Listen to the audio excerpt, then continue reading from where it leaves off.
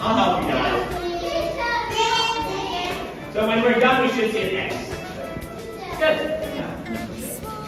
It's okay, we're not going to see it. And then we're going to go over. Now you're going to put your paper on the table like that, and we're going to turn it so that the triangle is pointing up, like a diamond. Like a diamond. Okay? The diamond up. Yeah, like that.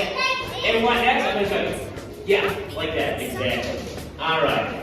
So now what we're going to do is we're going to take this and we're going to go to the middle where the X is. Right there in the middle. See that where the X crosses? I'll show you.